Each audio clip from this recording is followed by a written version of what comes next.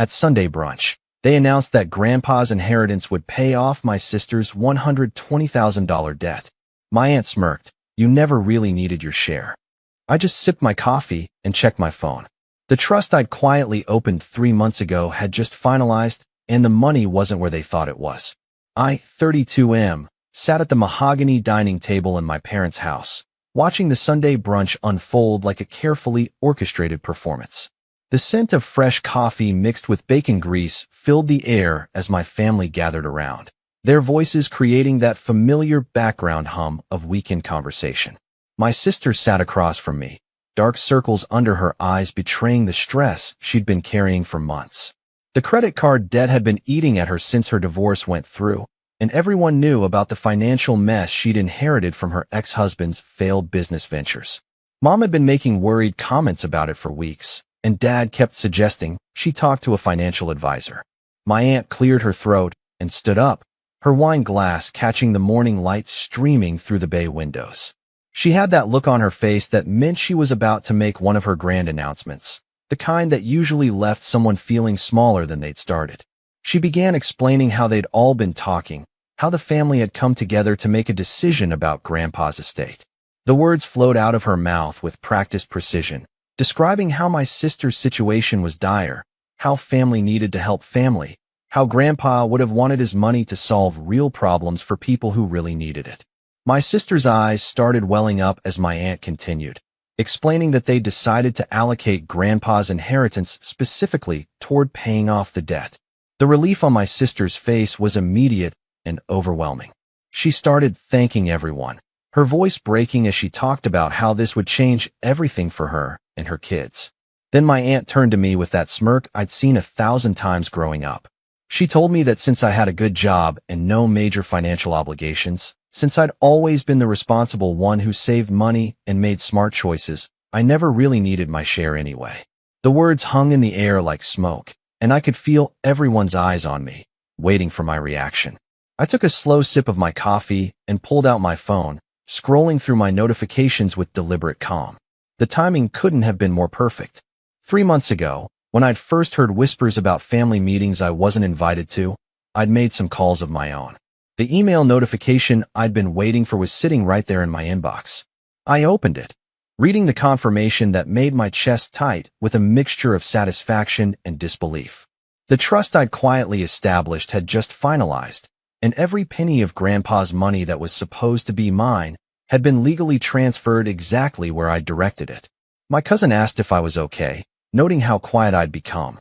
I told him I was just checking something important, that sometimes timing was everything in life.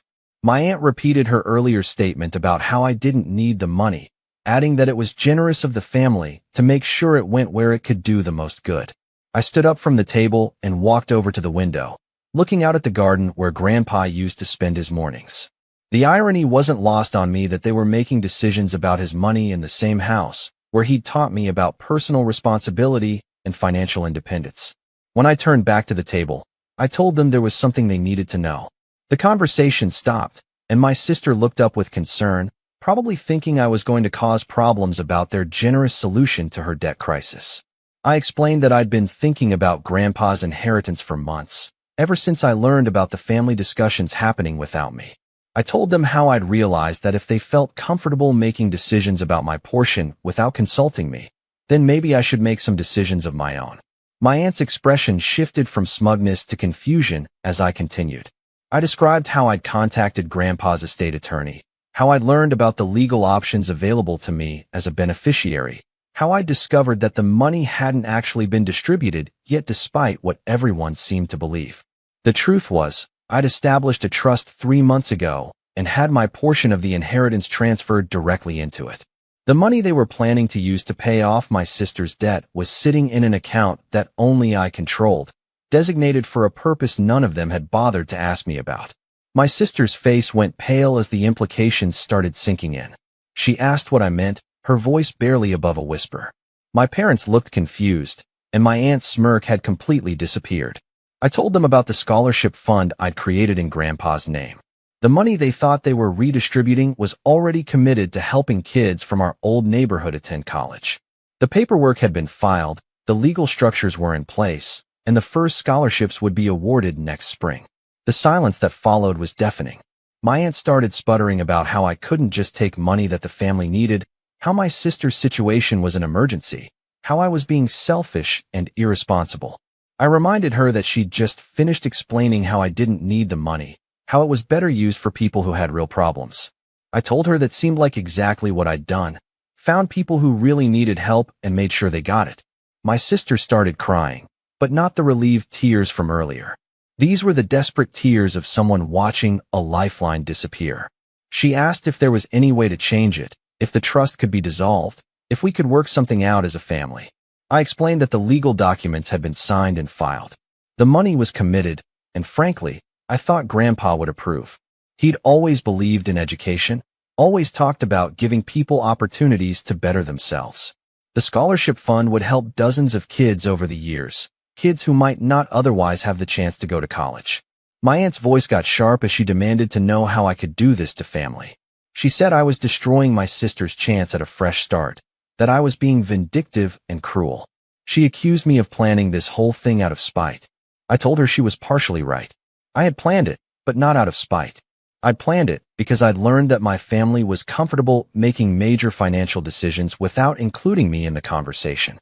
If they could decide I didn't need my inheritance, then I could decide how to use it before they got the chance.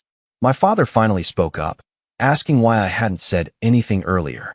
He wanted to know why I'd let them make plans, why I'd sat through the whole announcement without stopping them. I explained that I'd wanted to see how far they'd go. I'd been curious about whether anyone would think to ask my opinion about my own inheritance. I'd wondered if anyone would consider that maybe I had plans for that money, goals and dreams that mattered just as much as my sister's debt. The answer had been no.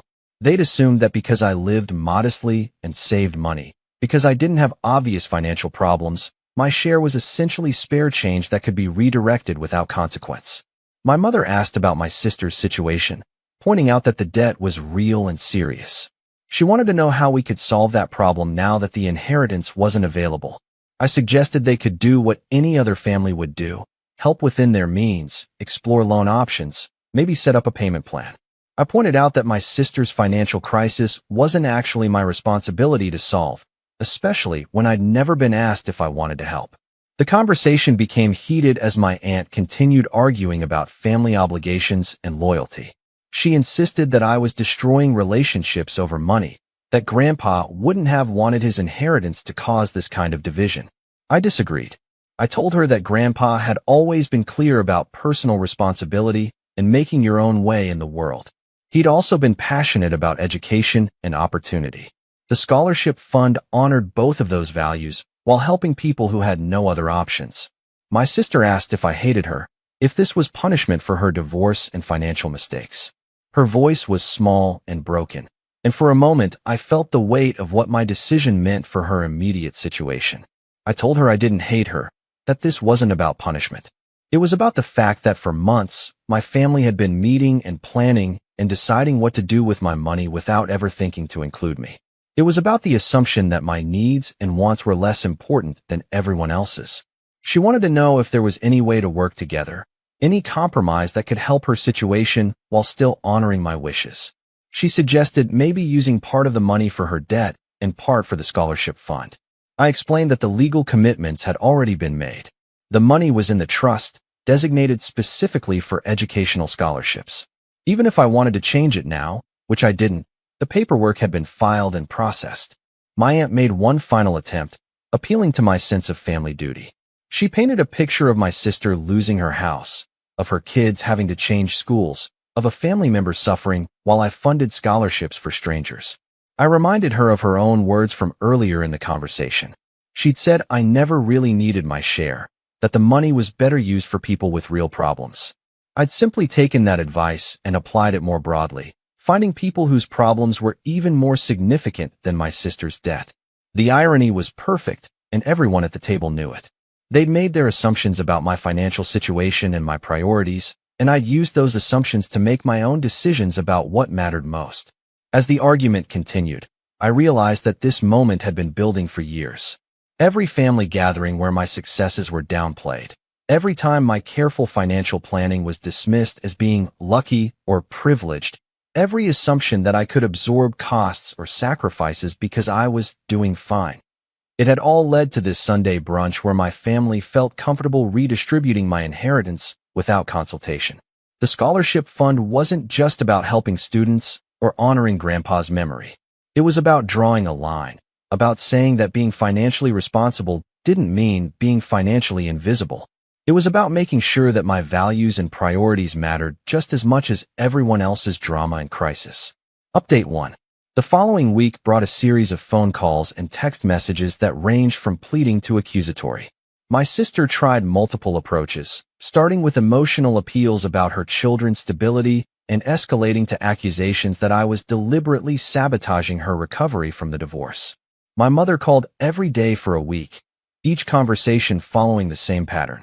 She'd start by asking if I was okay, then gradually work toward suggesting that maybe there was still some way to modify the trust arrangement. When I explained repeatedly that the legal commitment was final, she'd shift to talking about family healing and forgiveness. My aunt's approach was more direct. She left voicemails describing exactly how she felt about my decision, using language that would have made Grandpa reach for his belt. She seemed to believe that if she expressed enough outrage, I'd somehow undo months of legal paperwork and planning. The most interesting call came from my sister's ex-husband. He'd apparently heard about the situation and wanted to thank me for not enabling what he called her crisis addiction. He explained that throughout their marriage, every financial disaster had been met with family bailouts, and he'd watched her learn that dramatic emergencies could solve themselves if she waited long enough for relatives to step in. His perspective added a dimension I hadn't fully considered. Maybe my decision wasn't just about protecting my own agency in the family dynamic. Maybe it was about forcing my sister to develop the financial resilience she'd never needed to build. Update 2. 2 months later, my sister called with a different tone entirely. She'd spent the weeks after the brunch exploring options that had always existed but seemed impossible when a family bailout felt imminent. She'd negotiated payment plans with creditors, taken on freelance work in her field, and discovered that her financial situation, while serious, wasn't actually the life-ending catastrophe everyone had assumed. The conversation was awkward but genuine. She admitted that the inheritance plan had felt like a magical solution that would let her avoid dealing with the underlying problems that had created the debt in the first place. Without that escape route, she'd been forced to examine spending patterns and financial habits that had contributed to her situation. She didn't apologize for expecting the family to help, but she acknowledged that she'd never asked what I might want to do with my inheritance. The assumption that I'd be fine with their plan had been exactly that, an assumption based on surface-level observations about my lifestyle and priorities. Most importantly, she'd started talking to her kids about money and financial responsibility in ways she never had before. The crisis that had seemed catastrophic was becoming a learning experience that might prevent bigger problems down the road. My aunt, predictably, remained convinced that I'd damaged the family irreparably over money. But my parents had started asking different questions about how financial decisions got made in our extended family, and whether the tradition of bailing out whoever had the most dramatic crisis was actually helping anyone long-term. Update 3. 6 months after that Sunday brunch, I attended the first scholarship award ceremony for the fund I'd established.